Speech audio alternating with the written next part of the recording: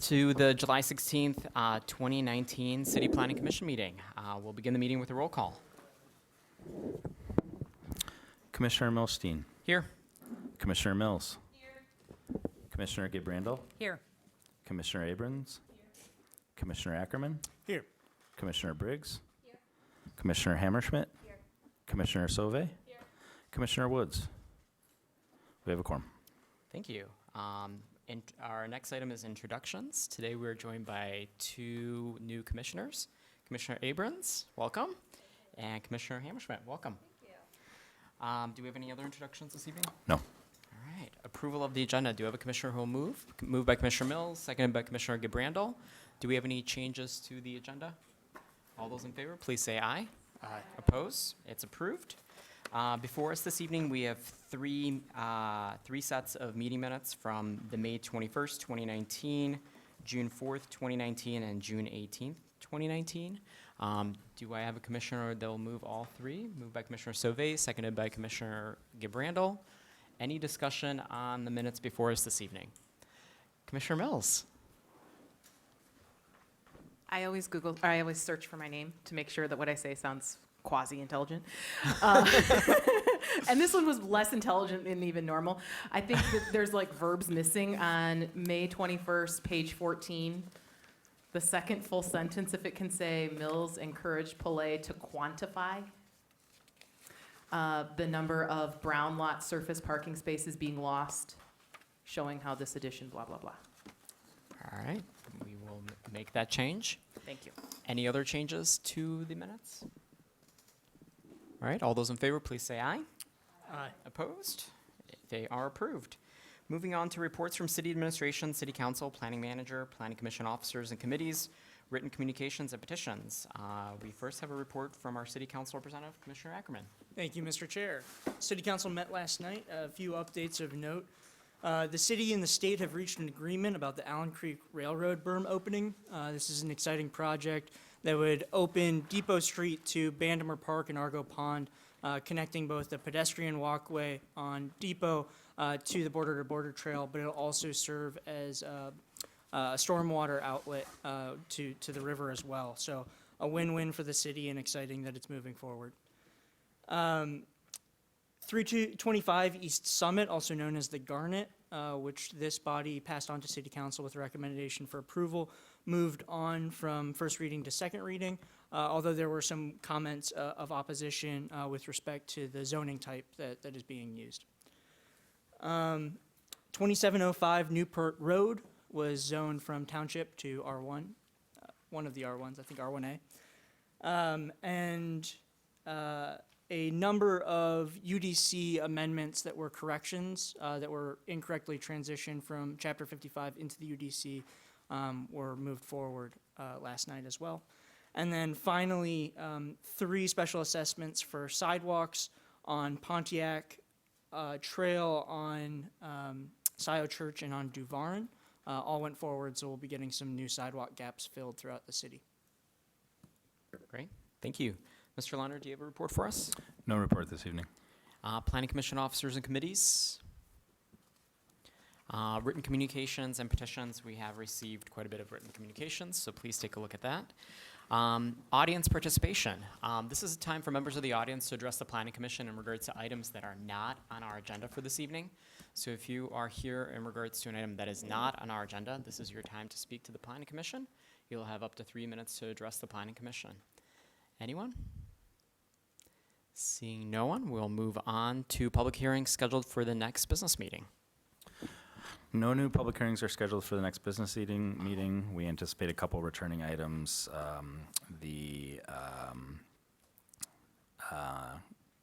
Anticipate the return of the affordable housing premiums and potentially the sign ordinance. Both of those have already had previous public hearings. Great, thank you. Unfinished business. The first item under unfinished business is 2857 Packard Road Plan Unit Development Site Plan for City Council approval. The petitioner will have up to 10 minutes to address the commission, followed by a staff report.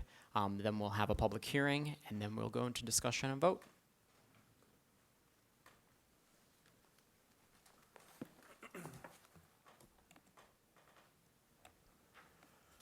Good evening, Commission. My name is Tom Covert. I'm with Midwestern Consulting. I'm here with Jim Heisler, the developer, and a couple of members from the design team, which includes our traffic engineer, Michael Cool, and our project engineer, Tyler Smith.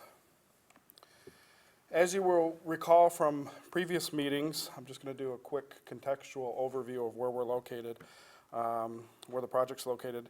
It's a short distance to the west of Platt and Packard intersection. We're across from the New Grace Church and Mary Beth Doyle Park. We're on the north side of Packard Road, a bit east of Burr Park, you'll see there to the left of the image. And we're surrounded by the Greenlee, Kensington Farms neighborhoods.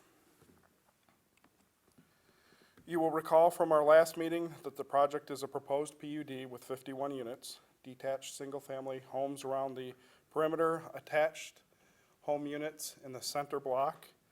We maintain the conditions of the R1E zoning classification. We preserve additional natural features by proposing this PUD versus the previously denied site plan. We have a utility layout that remains the same for the project. We have a stormwater solution that still treats, I'll say, but it collects stormwater that had historically flowed, bypassed the site and ponded on neighbors' yards. The home stylings will remain the same. Since our last meeting, we had the opportunity to meet with the natural area preservation folks, review our maintenance plan in a bit further detail, and provide some edits to that for some clarity and definition to that maintenance plan. So those revisions are before you. We also completed some planting plan revisions, which will allow the goal would be to reduce deer browse on some of the plants that are proposed there.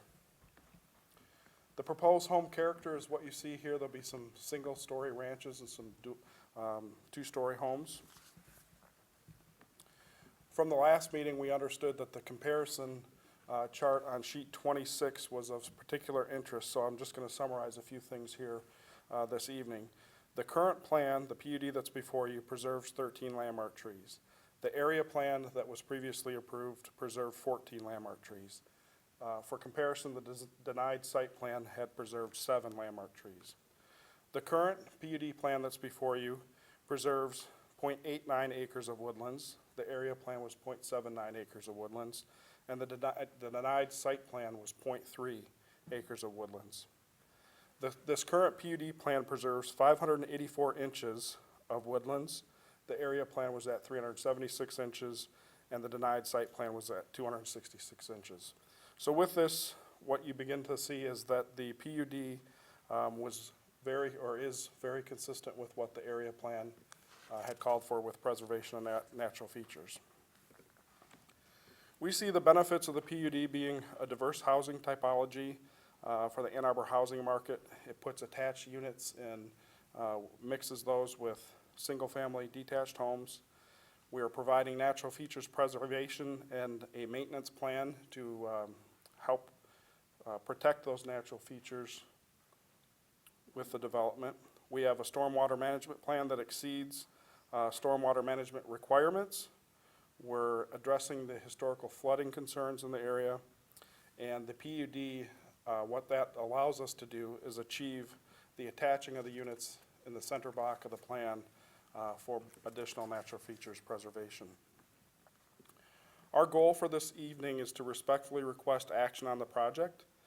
The developer will not be making any further changes to the plans or offering any further revisions. We have received County Water Resources Commissioner's Office approval of the plans, and we have received staff recommendations for approval as well. And we've revised the plans, as I noted, for the last Planning Commission meeting. Thank you. Thank you. We'll now head over to Mr. Chang for a staff report. I believe the petitioners covered all of the topics. We did add a couple of items in this staff report regarding floor area, including the basements as part of this PUD. If you have additional questions regarding the natural features maintenance plan, I'm sure the petitioner could answer those questions also. Thank you. All right, we are moving on to a public hearing. At this time, anybody wishing to speak in regards to this project, this is your time to speak. You'll have up to 3 minutes to address the Planning Commission. Please state your name and address for the record. Sure. Can you hear me okay with this mic as it is? My name is Dan Billich. I live at 2719 Cranbrook Road. It's kind of uncomfortable to be here because I always like to speak well of people and I need to be critical of this. But anyhow, please forgive me my ignorance about the zoning business and about the developing business. I'm just a citizen trying to understand. So, Mr. Property Owner has a lot with big, beautiful trees on it. And by the way, a little, beautiful, historically important house, too. Mr. Builder says to the city, and I paraphrase here, "Those sure are nice trees that Mr. Property Owner has on that lot. I want you to change your zoning rules to facilitate me making a bunch of money by building on that lot." And by the way, it would sure be a shame if something bad happened to Mr. Property Owner's trees. I'll get you my pretties and the little house, too. Last time I came to one of these meetings, a fellow citizen accused the builder-developer of blackmail. A dictionary tells me that blackmail is when someone demands money, or another benefit from someone in return for not revealing, compromising, or damaging information about them. This is not blackmail. It's not what we're talking about. I think the word that my fellow citizen was looking for was extortion. The same dictionary says extortion is, quote, the practice of obtaining something, especially money, through force or threats. Now, I don't want to accuse Mr. Builder of extortion because I don't like to speak ill of people. And I have no expertise in the law here. So I will make no such accusation. However, I do know that as a citizen of Ann Arbor and of my neighborhood, it sure feels like extortion. Sure does. So I make no accusation, but I will ask you members of the Planning Commission and the city's legal staff, if this isn't extortion, can you please explain the distinction to us citizens and tell us what actually is going on here? And if it is extortion, what is the proper legal jurisdiction for the city to file a criminal complaint? Thank you very much. Thank you.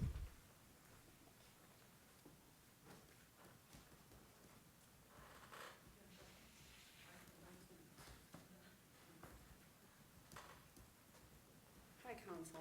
Good evening. My name is Sue Symington, 2649 Carmel. I am the one who sent you the attachment with the photo from Burr Park, and this was in March, where there was a sanitary sewer overflow at the entrance of Burr Park and Easy Street. And this has been a concern of mine from the get-go regarding this particular project. And I feel in this city, we pay for consultants and surveys all the time, and I'm the one who I respectfully request a moratorium on building in this particular area because of recent events with the PFAS, with our sewage overflows. Our area's been prone to this in the decades I've lived in that particular area.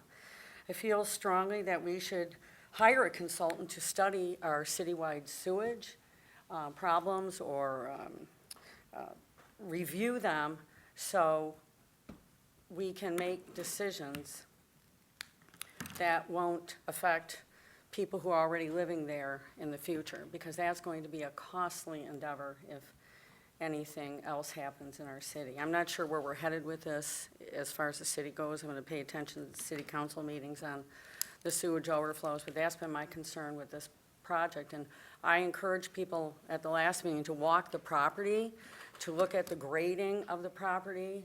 I'm not sure if that's going to be taken care of. My neighbor is going to have that retention pond in his backyard, and I'm just fearful for that. I appreciate you listening to me, and thank you. Thank you. Hi, I'm back. So Karen White, and I live at 2719 Cranbrook, adjacent to this beautiful site. Okay, so what I want to say. I have been coming to these meetings for a while now because I want to do the right thing by this site, and I needed to educate myself and find out how a citizen is supposed to be involved. And I've seen a couple really horrible things and a couple really good proposals, and most recently, the Viridian proposal, which is also adjacent to our neighborhood, is much more environmentally sensitive.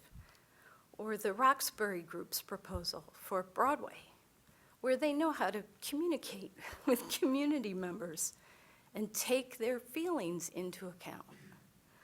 That hasn't been happening here. I would urge you to put this on hold. I know that there's going to be development on this site. I know it. But we don't have the luxury of any more bad development. And this is bad development. I have been talking to my neighbors about this quite a bit. I understand that staff has recommended approval, and I think I understand their reasoning. I'm late to this party and the laws are in place. I would say that the staff thinks half a loaf is better than none. And I have to use a different metaphor. I think the better metaphor is that we all share a single home, maybe a multi-unit building, I don't know. But we're all in this together, and the house is on fire. It's on fire, and we may not live through it. And the developer would like to build a small fire in a part of the building that's not yet aflame, so he can roast s'mores, get his profit. He doesn't believe in global warming anyway. And what could a 300-year-old tree do to mitigate the effects of global warming? We're just Ann Arbor. I think we deserve enough time to really work this plan over and make it better. We all know it could be a lot better, and I think we should demand that, and that's our responsibility as planning commissioners and as citizens. Thank you. Thank you.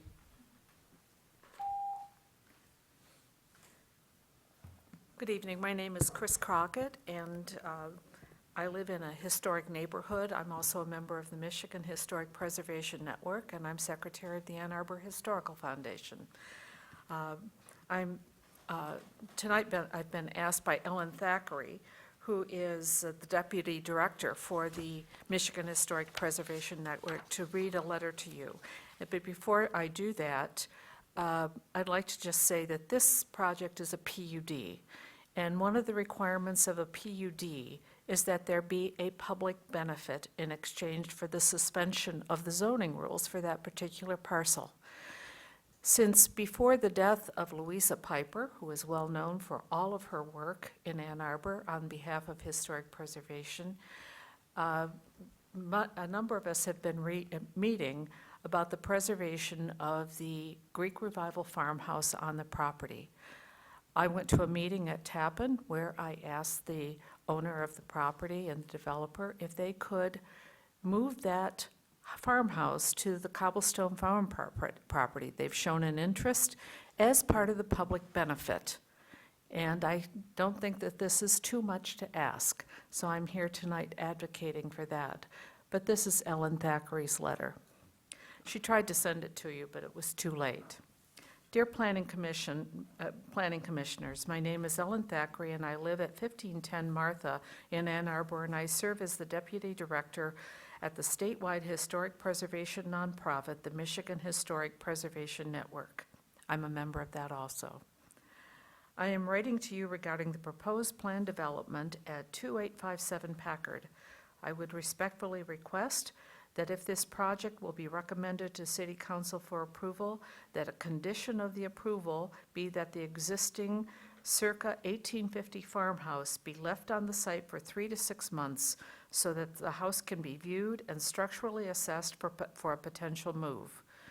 The current owner has indicated that potential buyers can assess the house in late July, and a group of interested residents have been meeting to discuss the possibility of moving the house.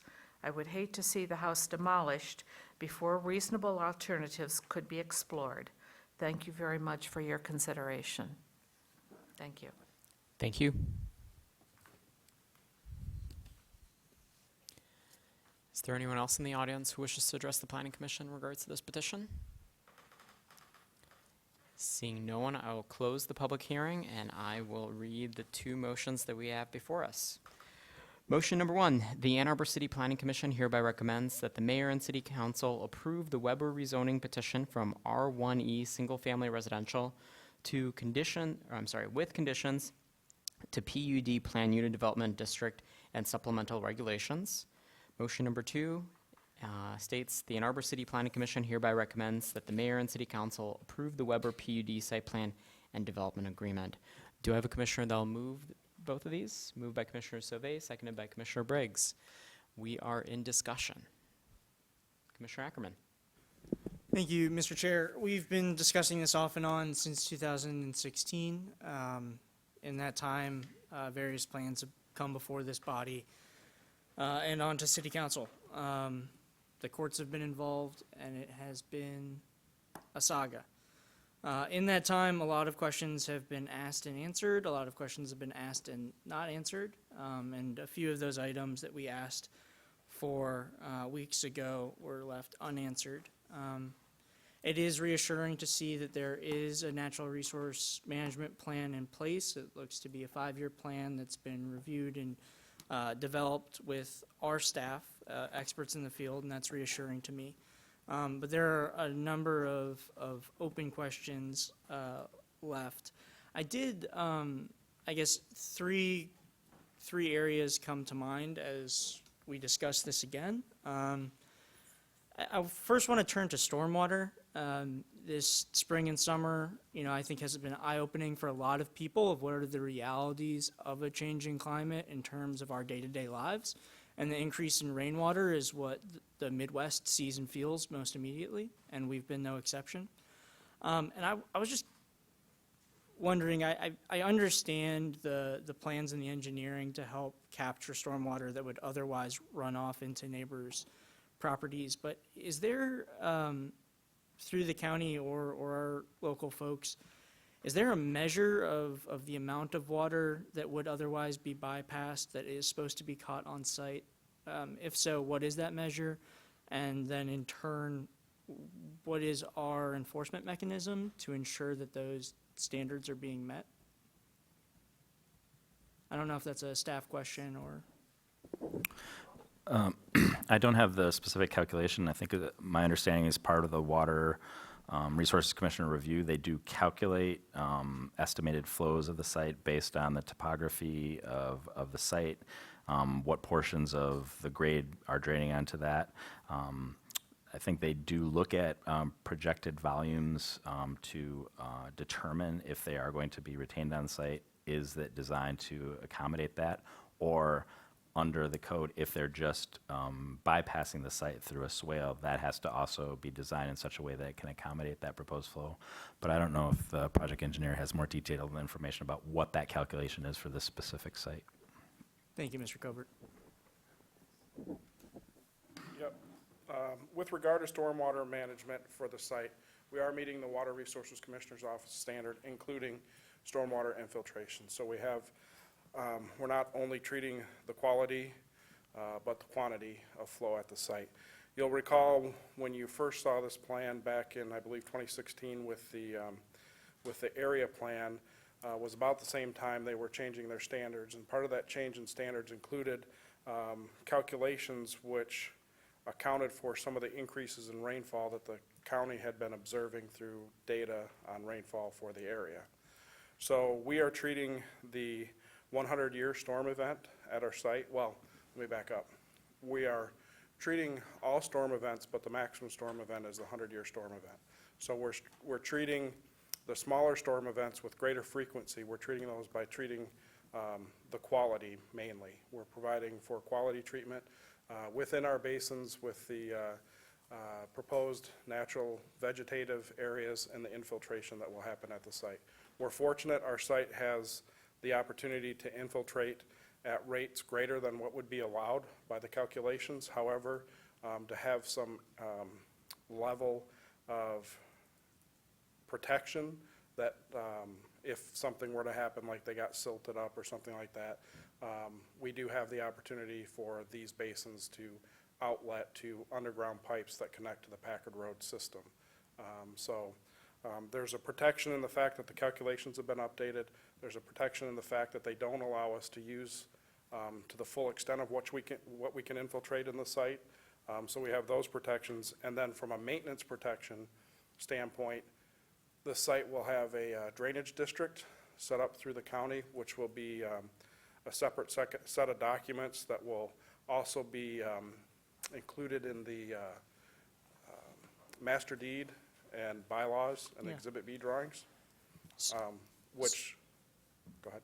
So I appreciate that, and that gives me reassurance that the properties on the site won't flood. And I guess to be a little more transparent, what I'm trying to grapple with is what is the public benefit that a PUD allows, or I guess provides. And the biggest one that I can put my thumb on is the stormwater, right? That under these one of them, yeah. plans, hopefully neighbors' flooding is reduced, right?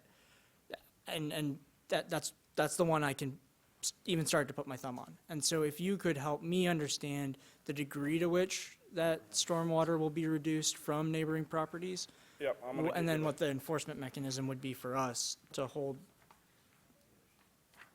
So essentially what happens at our site, the surrounding neighborhoods were developed at a time when the stormwater rules were different than what they are today. So with regard to the rules, we have to collect and detain for the stormwater that, basically a drop of water on our site has to go through our stormwater system before it leaves. The existing conditions at the site have an area that flow from off-site, from the subdivisions. I'm looking at sheet 14. If you look at those gray areas, 1.62 acres, 0.29 acres, 0.39 acres. With the current rules and standards, that's not necessarily the stormwater of the site. That's stormwater that we could build a swale or a pipe system and bypass our site.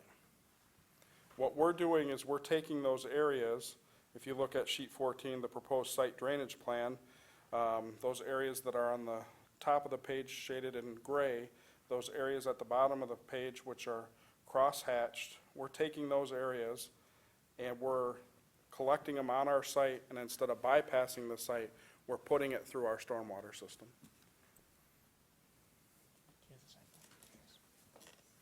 Let us catch up with you. Sure.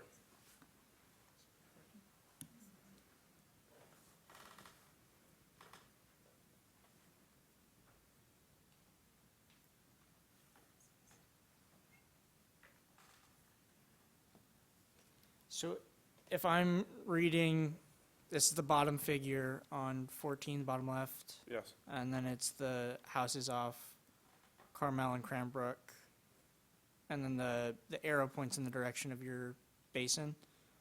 Is that demonstrating that even in a 100-year storm event, the water on those properties moves towards that basin and is captured and treated? Yep, so let me back up. So those polygons that are outlined by the thick line with the small dot in it, those are drainage areas. So the drainage areas of the site as existing are on the top of the page graphic, and at the bottom of the page, they're the proposed graphic.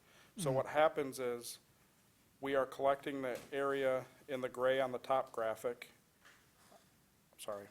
In the gray on the top graphic, that stormwater flows through our site. On the bottom graphic, that same area with the cross-hatching, we're collecting that on site. We're showing that the drainage areas, the thick line with the dots, all correspond with one of our stormwater elements. For example, along Carmel Street, you see the crossed hatch with the arrow going to the pond that's at the northeast corner. that drainage area is now going to that detention pond instead of bypassing or flowing across our site into the neighbor's backyard. Okay. So it's more about the water coming downgrade from Easy through the site than it is? From Easy and Carmel, correct? Yeah, got it, okay.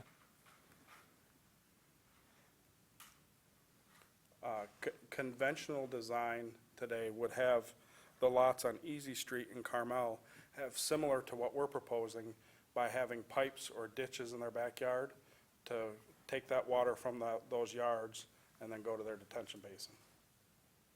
Okay, Since they don't have detention basins, we, by current standards, we could bypass that flow and let it back out in the neighbor's yard, which wouldn't be a good solution. Obviously, they're experiencing flooding now. okay, thank you. I want to move now, thank you, Mr. Cooper, that was my last question for you. In the staff report, there was reference to an application to move the 1840s farmhouse. I was wondering what, I've been trying to educate myself a little bit about the house and the process to move a historic home. What is that application and the process by which it begins? Who is the applicant? What party is the applicant? Where is that application? So regardless of the historic significance of the structure, it is not in a protected and regulated local historic district. So that means that there are no additional city regulations that would prohibit moving it or alterations to that structure. That said, anybody could apply to move the structure to any location. That would obviously, it has been done before in the city, and it can happen, structures can be moved. It can be a pretty significant, obviously, logistical challenge to physically accommodate that through everything from the right-of-way to utility lines and the like. Nonetheless, any property owner could initiate that as a building permit and the corresponding permits that would be necessary to traverse the public right-of-way to do so. I think in the context of this discussion, both referenced in the staff report and more generally, there's been discussion about placing the structure on a city-owned facility, specifically reference to Cobblestone Farm. To be clear, the city has not received any sort of formal proposal saying we would like to move this structure to Cobblestone Farm and locate it at this specific location for the following purposes. Generally speaking, from a staff perspective, that would might be challenging to move it onto the Cobblestone Farm homestead, because that is a city-regulated property that is of historical significance that we currently control. It might be challenging to add a structure to that would compromise the integrity of that district. However, Cobblestone Farm is surrounded by a large expanse of city parkland that could potentially be utilized. Similarly, though, no formal presentation has been made to the city, particularly to the Parks Advisory Committee and ultimately the City Council, who would have to make a determination to say, yes, we want that structure on that site. We have an identified plan as to how that's going to be financially accommodated, how it's going to be maintained, and any long-term maintenance or programming associated So with that. if any house, and it's actually, sounds like there may be more opportunity considering it's not historically protected, although there are issues with that. If it was going from currently private property to a different private property, that would be dealt with through an application process. Yeah, it would And it'd be be largely like building bu- permits and building right-of-way permits. Got it, okay. Where the city and council would get involved is if that second location was city-owned. Correct. Got it, okay, thank you. With respect to the sanitary sewer, I just want to give a little bit of background, and then I do have a question. But we hear you. The sanitary sewers are leaking and they're getting into the river. And that's not how it's supposed to work. That is not how local government is supposed to take care of its natural assets and its physical assets, the pipes themselves. There's been a lot of work in the last 2 decades to fix that problem. The biggest and most expensive was $140 million invested into the sanitary sewer plant, the processing plant, which is brand new, state of the art. The the issue that now remains is how do you get sewage from people's private property, public property, to that state-of-the-art plant? And that's an aging piece of infrastructure. It's 365 miles of underground piping and infrastructure that's, as much as 100 years old. And it's failing in a lot of ways. There was a question specifically about why can't we hire a consultant to get a better plan of how to handle this. And actually, fortunately, we have hired a consultant to do that. They're putting together an asset management plan, which will be a 10-step process by which we plan the long-term capital needs of our different infrastructure systems. We've already done this for our roads, so you may have heard some buzz about a new roads plan that came out in 2016. And this is one of our final infrastructure systems that desperately needs this, and we're finally doing it, which I'm glad that we are. Another piece is you've probably heard some drama in around 2014 about footing drain disconnects. And sub pumps, a lot of controversy that surrounded that debate before my time in public office. But essentially, stormwater would flush through people's houses, get into the sanitary sewers, and then flood the sewers, flood sewage out into people's properties, into the streets. And that program is disconnecting homeowners' footing drains from the sanitary sewer to avoid that type of problem. So there's kind of three different areas. There's the treatment plant itself, which is state-of-the-art now, fortunately. There's the infrastructure that sits below our streets, which is 365 miles that needs serious work, and we're finally putting together a plan to attack it. And then there's the issue at the source, at people's homes, which was dealt with about a half decade ago. So progress is being made, but not as fast as it needs to be. Thank you for bringing that up. Question for staff. We talked about sanitary sewer a long time ago. I remember the conversation. I don't remember the details of it. Can you share the process by which staff reviews a development's impact on sanitary sewage and the system, and what the course of action would be if this property is permitted? Yeah, we do have an engineer on staff that does look at the sanitary sewer mitigation to see if it's sized correctly. I'd have to go back and look, but if it's gotten to this stage, we know that there's so many, if they're adding sanitary to the system, they can probably either pay their way out or mitigate for it to get out of the sanitary sewer mitigation issues. I could go back in and look at the staff report to see if the pipes are indeed sized correctly, but they will be providing some type of monetary mitigation for the sanitary or the flow that's being added to the system. But I don't recall that there was any issues with it, but I can look while we're discussing it further. The petitioner may even know off the top of his head what those comments were. Yeah, either way is fine. And that was the last question for now from me, so happy to hear other colleagues' thoughts and questions as well.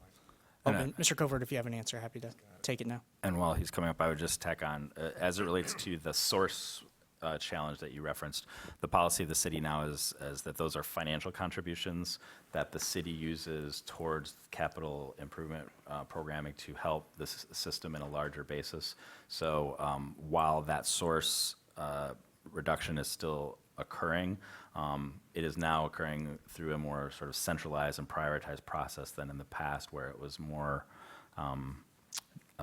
more scattered throughout and implemented on a property owner by property owner method. Thank you.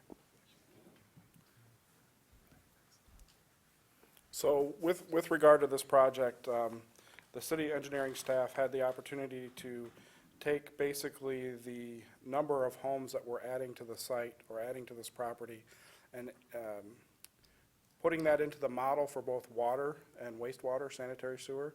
And through that model, what they have shown is that there isn't areas that would need to be upgraded off-site that would allow the site and the whole infrastructure as it sits today to work better. It works properly. The addition of this would not cause issue. We have determined through the calculations that Brett refers to with regard to sanitary sewer mitigation that we have to mitigate about 54 gallons per minute, and we would be participating in that program. Thank you. Further discussion? Commissioner Commissioner Sauvé. So I think I have two small questions. One is for the developer timeline, if this is approved for site work to go on, because I know that there's a request, to hold off so that there could be maybe work done in the background to sort out this historic home. So what's your projected timeline for work on the site?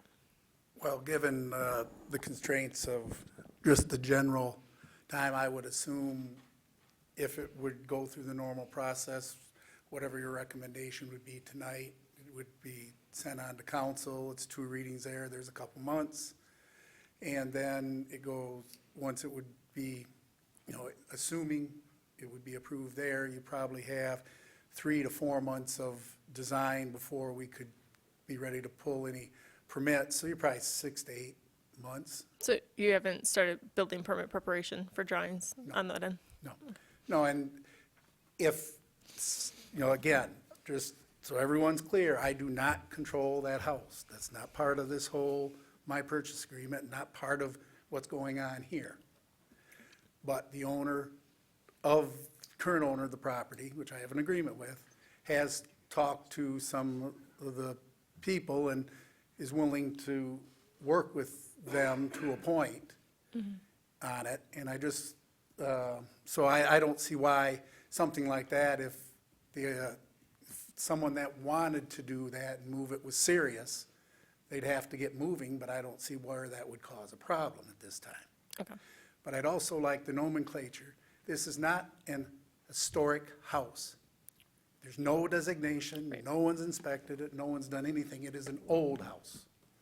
Been modified many, many times over the years. So it is very disingenuous to say it is a historic house and compare it to anything that is controlled by a historic commission. Thank you. Well, I have one more question for you. So looking at kind of the proposed vernacular of the homes on site, Yes. there's previous correspondence that asked about solar ready, and one of those things is just roof orientation to the south, so that if homeowners in the future wanted to put solar panels on it, there was at least a higher use area to use, solar gain. And so I guess my question is, in the housing typology proposed, a lot of those roofs are kind of pitching east-west instead of north-south, so limited southern gain. So I'm wondering, in terms of that typology, are those what specifically we're expecting? Or do you maybe have other housing typology within your kind of design wheelhouse that you could look at more southern exposed roof structures? At this point, what is, shown on there is what, Those we are the intend houses. to build, yes. Okay. Now, there's several different ways you can get exposure to the south with that. But there's also things that you can't just, you have a lot of other regulations in the city of how I have to orientate lots, sizes, setbacks, roads, distance between roads. I didn't write those rules. The city did. So Well, I'm yeah. trying to follow them. And we've got, I think the other thing that I'm seeing here is we've got the connected units in the middle, and that's where we actually have the least amount of shade, and so understanding that roof structure and solar gain. And so I'm just trying to get an understanding of where you might have flexibility, where we have kind of a longer narrative about timeline, to know if there's opportunity beyond tonight, where those conversations go. So. We are looking at anything that makes sense that is for the general public to purchase the house. Yep. A good market and someone that wants to live in there is good business and good for everybody, including us. I sure can't make any guarantees of how they're going to be orientated or that. I'm asked to live by the rules that were put before me, which is what I did. If they want to look after something is approved and moving forward, I'm sure willing to talk because it makes sense. But at this time, I'm sure not going to commit to something that I don't know. If, this might be a conversation with staff, if we put solar orientation, do you see any conflict with any other rules on this PUD with certain orientations at this point? Because I'm, just looking at the vernacular of the thing, adjusting roof lines doesn't, for single-family houses, don't seem substantial deviations to what a setback would be or anything like that. No, I don't think, I don't see barriers. The only barriers I would see was any sort of potential conflict with the preserved woodlands or landmark trees. Those are also often in conflict, but there's nothing inherent in, from my lens, that, the petitioner's right. We specify a lot about how the physical development happens. Nonetheless, I think that, I presume that there's probably a lot of flexibility in how the actual roof line is realized on those structures. Some certainly may be more costly. I'm thinking about the attached units, a shared ridge that spans over multiple units versus something that has a southern exposure might be more challenging. But no, in short, I don't see inherent conflicts other than potentially where those roofs might have limited solar exposure because of the natural resources we're trying to preserve. Yep. Okay. I'm just going to leave it at there for now. I would concur. And sorry, so I just have a follow-up question in regards Sure. to, you mentioned that you don't own the house, and presently you don't own the property, that's correct? I have an agreement You on have an it. and agreement to purchase the property. I'll just but- tell you, I have enough money in it, I will be buying it. All right. So the question is in regards to, does your contract state that the house must be removed by the seller prior to closing? Is that something that's stated in I your don't contract? remember the last, it's not prior to closing, no.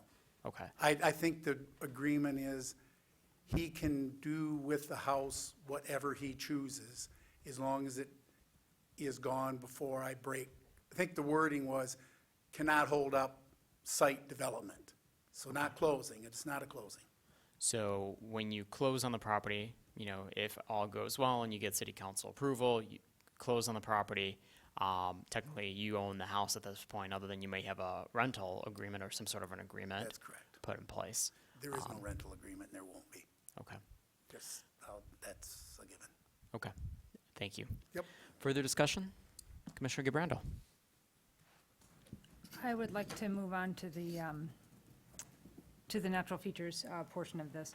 So first for staff, so when I went through the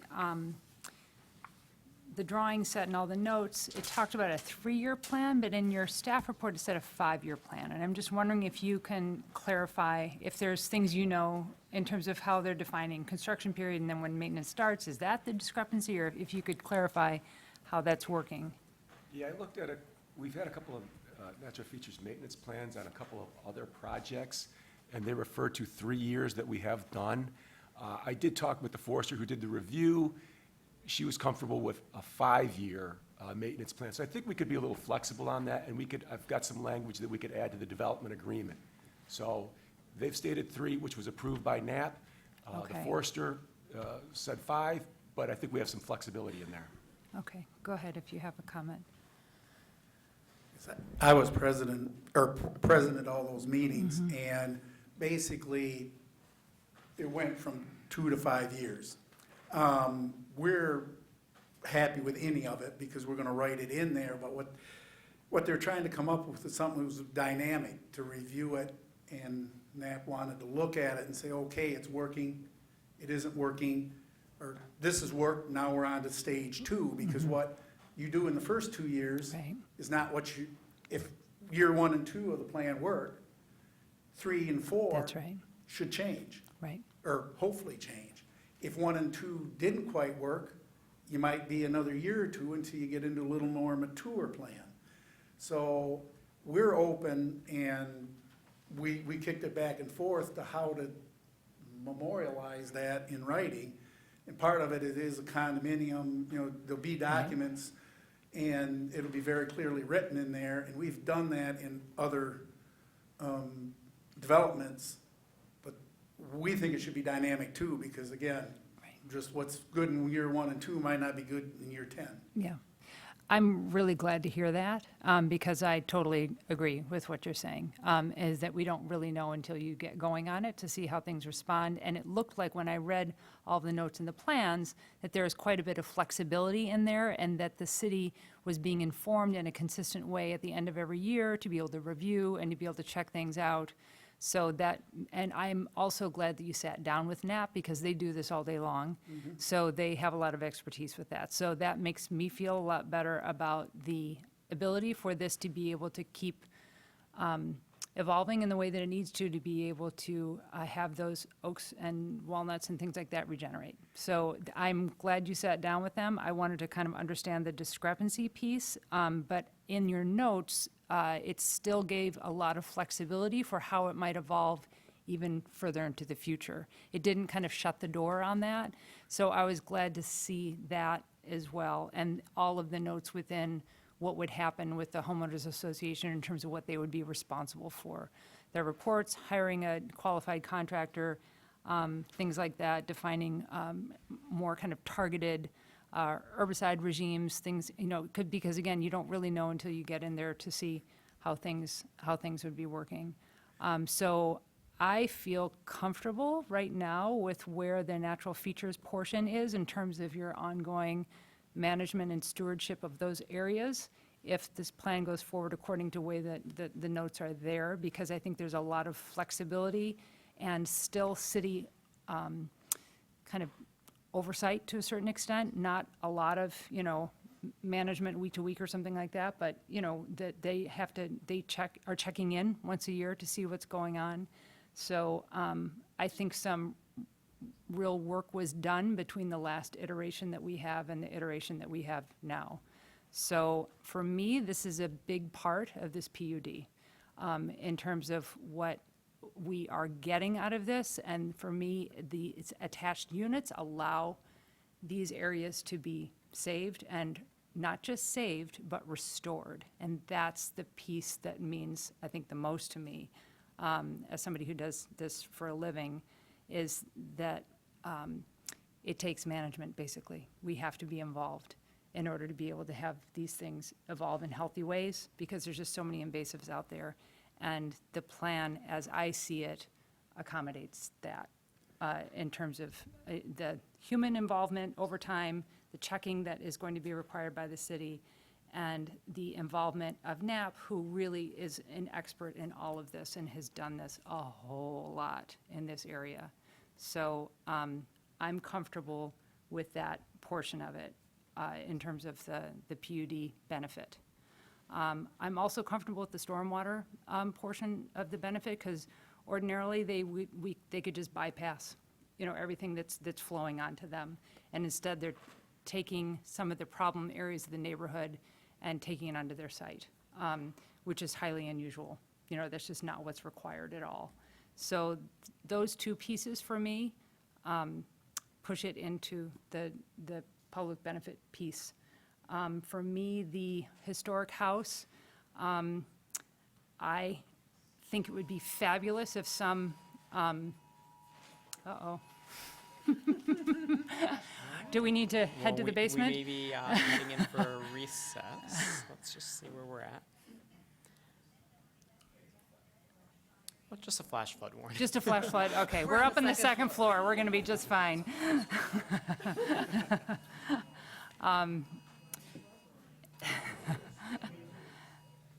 In terms of the historic structure, I think it would be wonderful if some private person wanted to take this on, to be able to move it to private land. I think it's would be a lot for the city to be able to take this on and put this into a park and pay for all of that and manage the house and, restore it. It's a lot of budget to do something like this. I would love it if somebody wanted to take this on as their project and make it into their home and to be able to restore it in that way. That would be wonderful.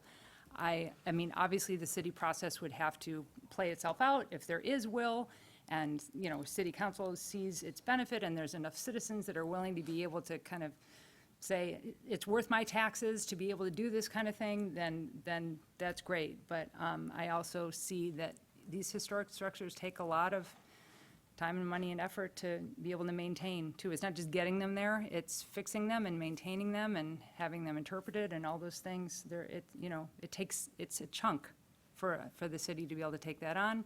If people feel like that's how their tax dollars want to be spent, I'm fine with that. But I also think that it would be easier and cleaner, perhaps, for a private person who wanted to be able to take it on themselves, because I just think it would go a lot faster and probably be a lot cleaner process. So those are that's my read on the three big chunks for me of what is kind of left to discuss on this project. Commissioner Mills.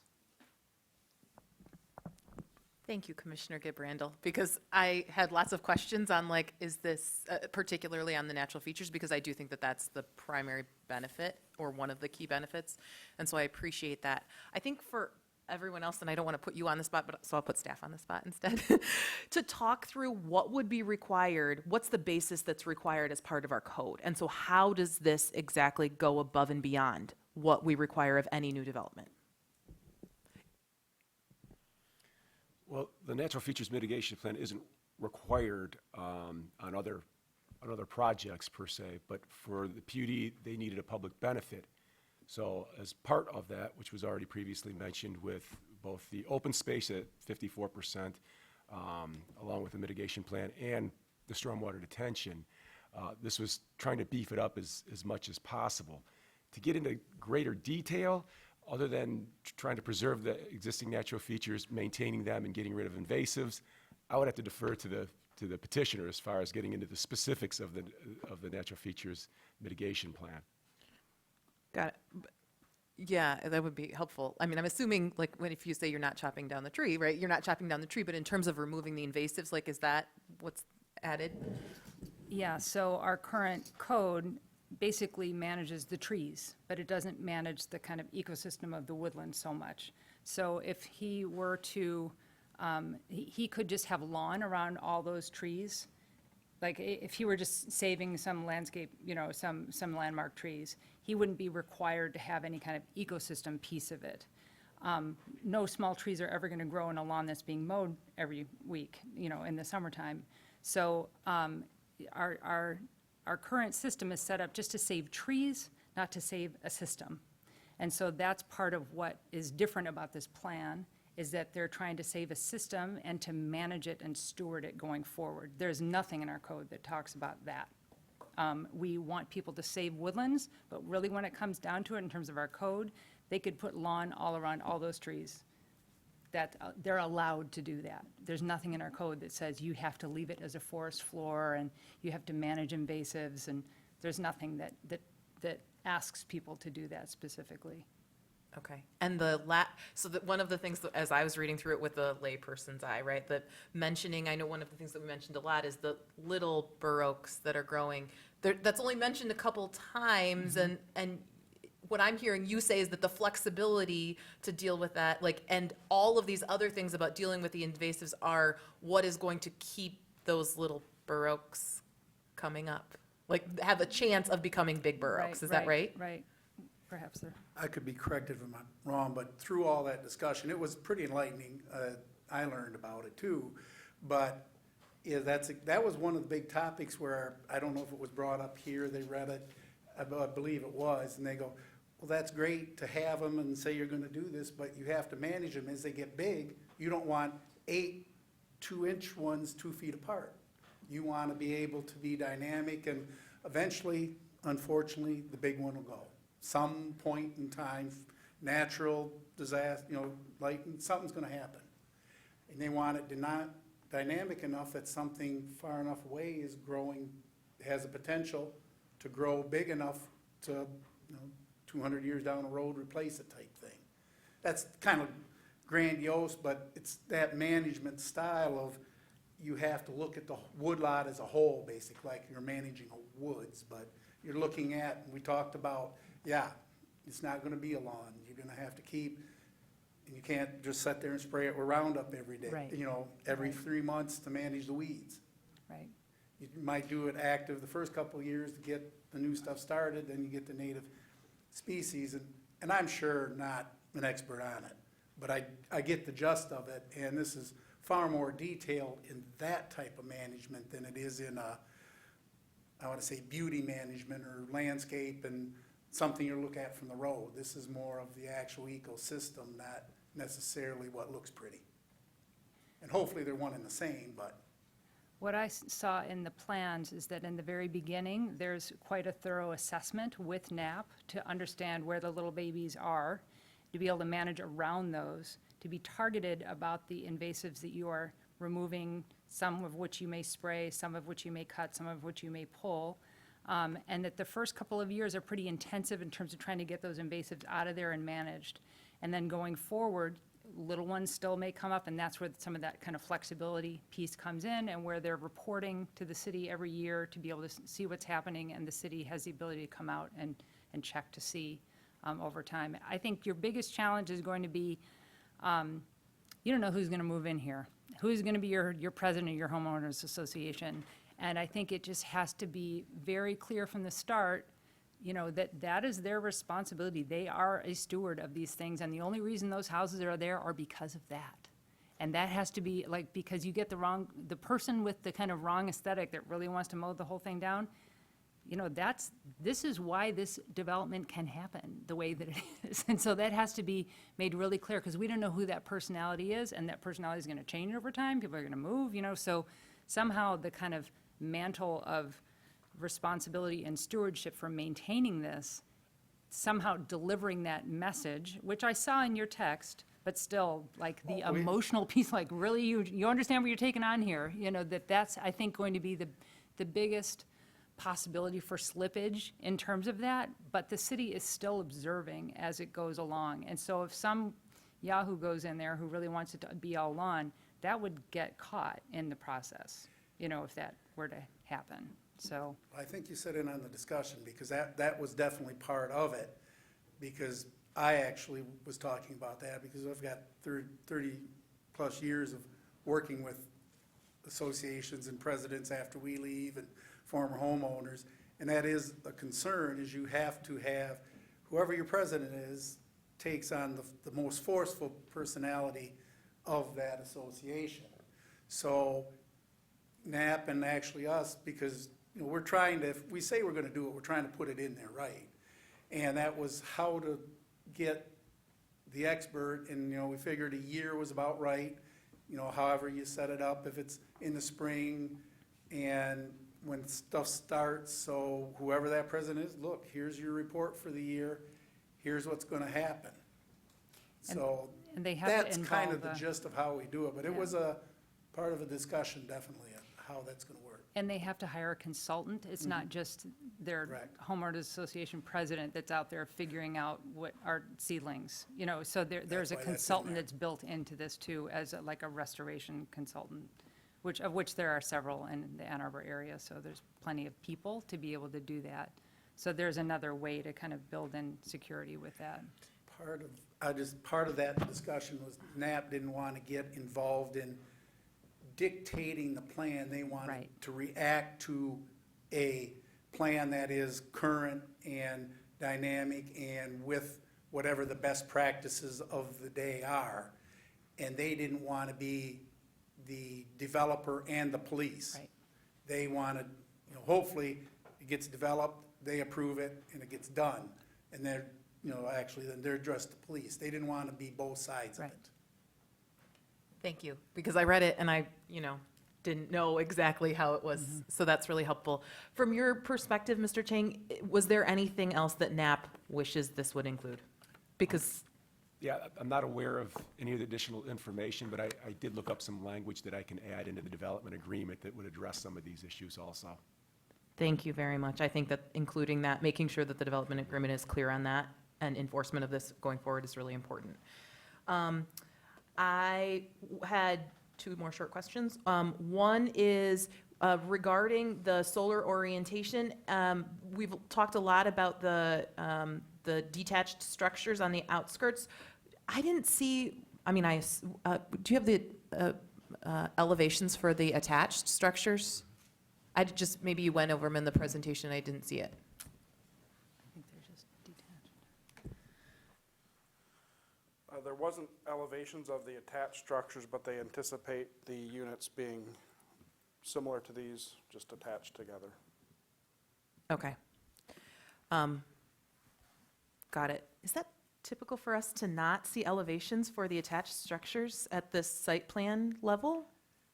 We typically do have elevations, and it's something that we could add before it goes on to city council if we want to get, something more concrete. Yeah, I mean, we always see elevations, and so, yeah, in particular, the thing that was in my mind was, if they were, duplexes or something that are attached, if they have a flat roof, they should be solar ready. I would not, that's like non-negotiable in my mind.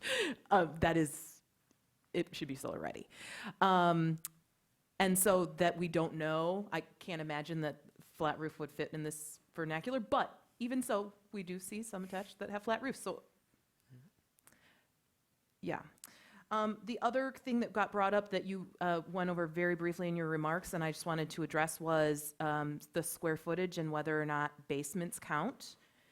If that is how we interpret R1E, that basements count for that, I think that the plan is to continue enforcing that basements count towards your square footage. It's in all zoning districts that it would be counted. Speaking for myself, I can not imagine changing that in this. Yeah, go ahead. So I just want to make sure, so the square footage is above grade, so there's a difference between above grade and below grade square footage. I believe the R1E, the square footage that we have is only above grade square footage. Is that correct, Mr. Leonard? No. We measure all floor area. In the UDC, we rely on a definition that is more specific now, that we have specific things we exclude, but it includes floor area both above and below grade. So these structures under the R1E would have to meet the 2,000 square foot threshold per definitions, inclusive of square footage in the basement. My understanding is that they are proposing to specifically exclude the basement square footage from calculation of that 2,000 square feet. Is that written somewhere, or? Yes, but since this is being rezoned or being proposed for rezone for PUD, it's in the supplemental regulations. That would not count the basements towards that square footage? That's correct. It was also highlighted in the updated staff report as a notable change. Yes, exactly, which I think that went, I didn't realize that before. And since that would change how square footage is calculated here versus everywhere else, I appreciate you bringing that to our attention. The reason for the R1E, to be clear, cap on square footage is so that we try to diversify our housing stock and get some small-ish units. 2,000 square feet is not small, but small-ish units. And to potentially allow the square footage, you could finish your basement and it could become 3,000 square feet. That is counter to the intention of the existing zoning district, and would run counter to one of the public benefits of diversifying housing types. So, thank you. I'm happy for other comments, but I will be making a motion to amend, to strike that from the development agreement.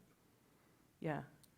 Well, I just want to make sure that, the planning commission is clear. The floor area under the code requires measurement of all floor area, be it above or below grade. So under a normal floor area calculation specific to the R1E, we would count the basement. In this case, they are specifically proposing to exclude that from the calculation.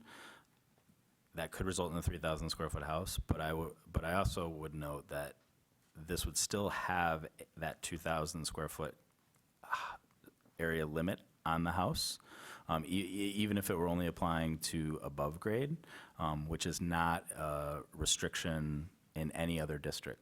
I agree. I think what you're wrestling with, and I think it's valid, is that I think the intent of the R1E was to try and incent very modest sized structures that, if only by their sheer size, might be potentially more affordable and provide some more flexibility. So I want to be clear that this is probably not meeting that original R1E intent. However, it's still including a square footage cap, unlike every other residential zoning district in the city.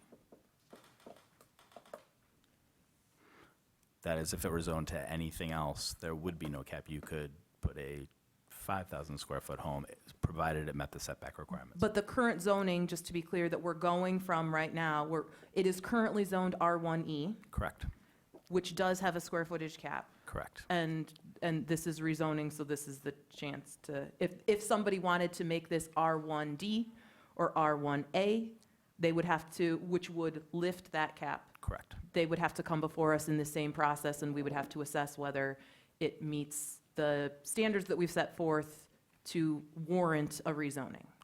So, yeah. So just to be clear on that topic, so the builder can put up a 2,000 square foot house and not finish the basement. And a month afterwards, after closing, the new homeowner can finish a basement and add another 1,000 square feet. And that would not be, there'd be no restrictions against that. And that's exactly the issue that we wanted to make sure that everybody was clear on going forward, because we will get requests to finish those basements.